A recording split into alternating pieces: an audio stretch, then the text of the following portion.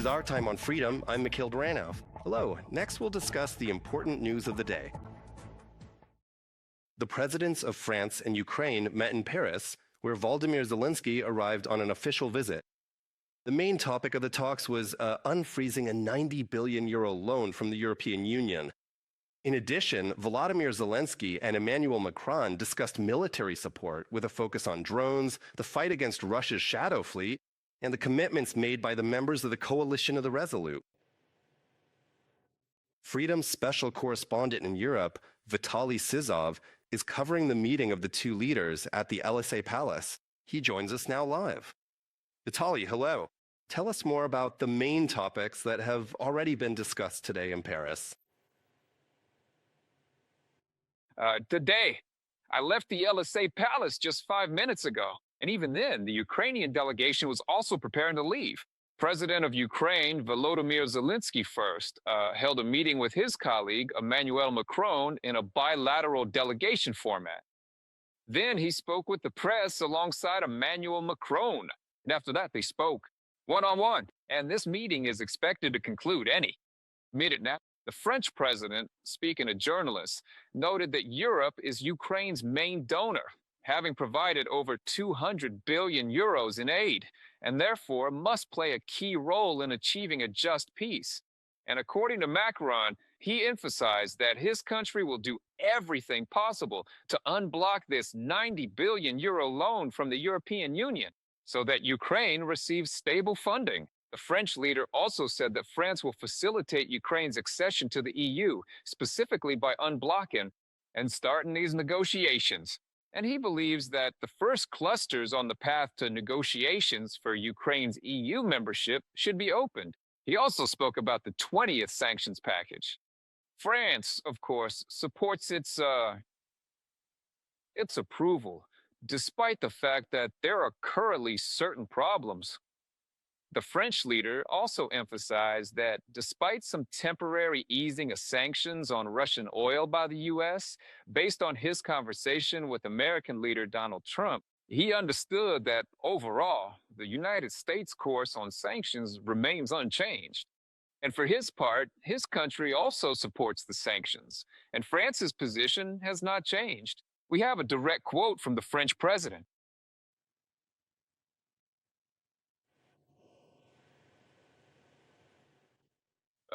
Ukrainian President Volodymyr Zelenskyy also spoke with the press. He mentioned that these temporary relaxations of the sanctions regime could give Russia an additional 10 billion euros, which it can use for its aggression against Ukraine. Both leaders noted that Russia, in one way or another, supports Iran. And so, according to the Ukrainian president's logic, yeah, it's not exactly the right decision to even slightly ease sanctions since all of this.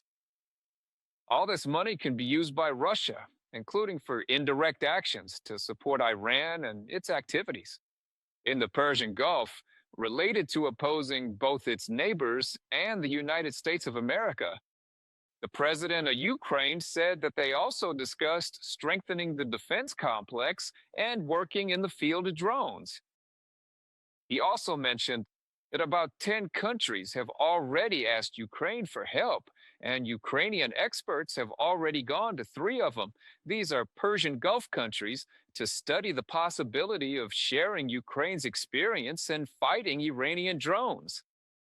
In that, but separately, the president of Ukraine emphasized that naturally Ukraine itself is interested in this.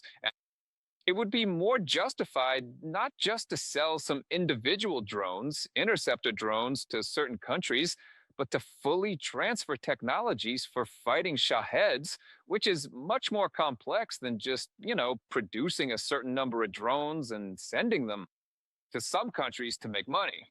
Ukraine, it wants to scale its assistance and use a more powerful approach in terms of not just selling equipment, but selling, or transferring ready-made solutions that could strengthen security in the Persian Gulf region. And I would also separately note that the president of France, he said that. He noted that all these technologies, these Shaheds, they're being used in Ukraine. And naturally, these conflicts are connected, both the invasion of Ukraine and what is happening now in the Persian Gulf. And the main player is one and the same. It's the Russian Federation. Back to the studio. Thank you, Vitaly, for that detailed report from Paris. Joining us live from France was Freedom TV's special correspondent in Europe, Vitaly Sizov, and he spoke about the first statements from the meeting between President Volodymyr Zelenskyy and Emmanuel Macron, which took place at the Élysée Palace. We'll talk more about the Ukrainian leader's visit to Paris a bit later with a guest of our project. And right now, let's listen to the first comment from Ukrainian President Volodymyr Zelenskyy after his talks with the French leader. We know that in Middle Eastern countries, and in the United States of America, there's a certain number of interceptor drones, and in European nations too. But without our pilots, without the military, without special software, all of this just doesn't work. Only we have this system, it's official, and it's used by the armed forces of Ukraine. So everyone understands that even with dozens or hundreds of interceptors, these drones frankly won't change the situation because it's a systemic defense. Specifically, experts in systemic defense, pros in air defense, and the use of short-range air defense systems. They're the ones who flew to those Middle Eastern countries. The current dynamics already point to a triple defeat for Moscow. A strategic defeat, an economic defeat, and a moral defeat. Perhaps Russia thinks that the war in Iran gives it a certain breathing room, but it's mistaken. At the G7 meeting, where we discussed oil prices, everyone agreed that there's no need to revise our sanctions policy toward Russia. It's also very strange that Russia calls for a truce in the Middle East, while for a year now it has stubbornly refused to adhere to a truce in Ukraine, despite all the efforts of President Trump and European leaders.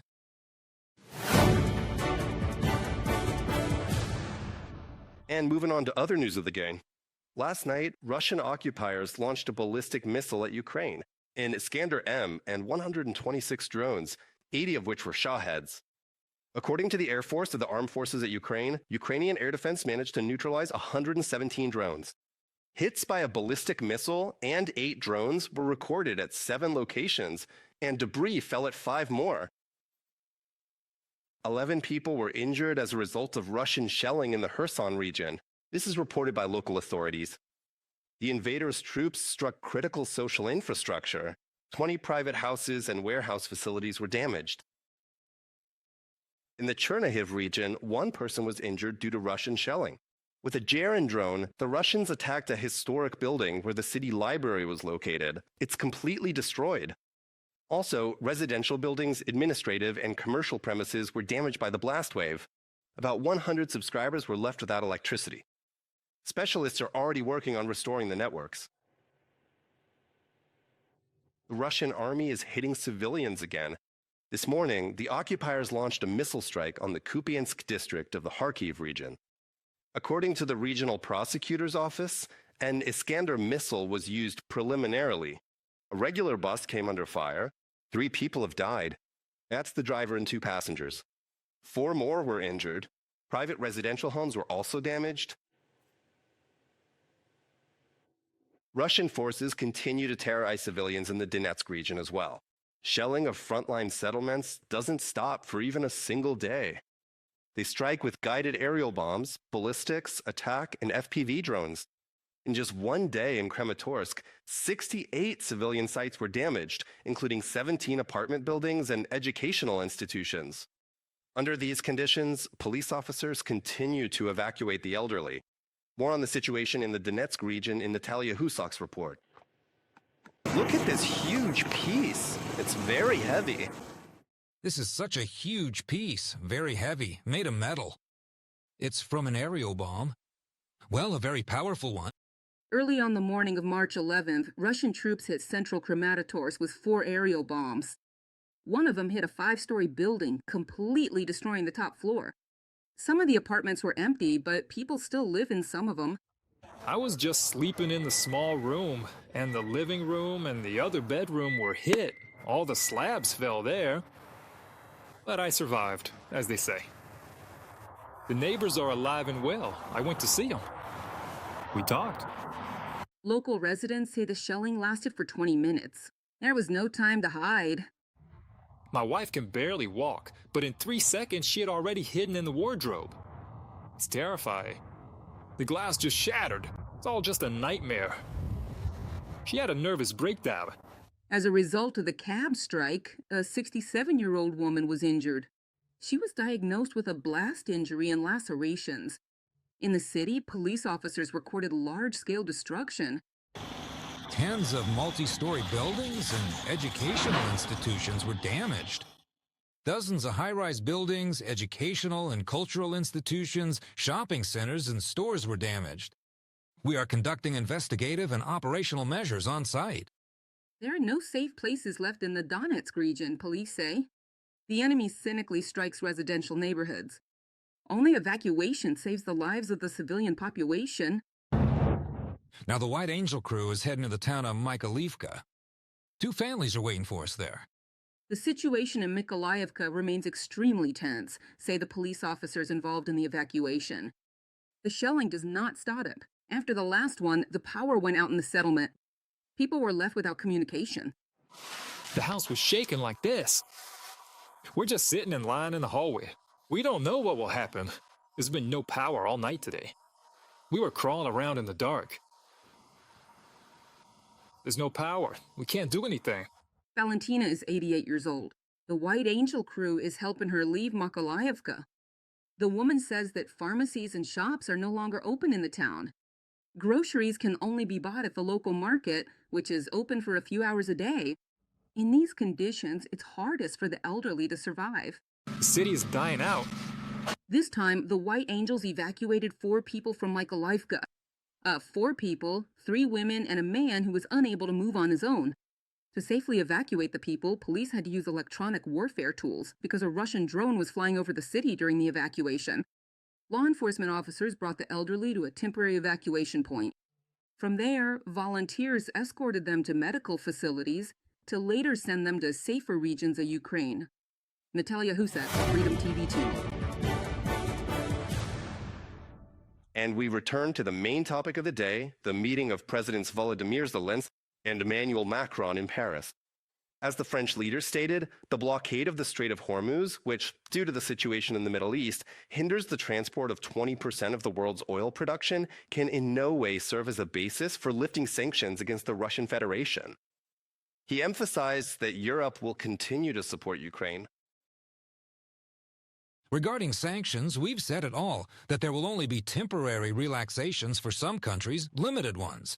The Minister of Economy and the U.S. Treasury Secretary said that this easing is short-term. That is, he said that this is not the termination of sanctions. The restrictions remain in effect. This is only a temporary step. As for the Europeans, both France and other European countries support the extension of the measures introduced against Russia, and there are no grounds for their termination.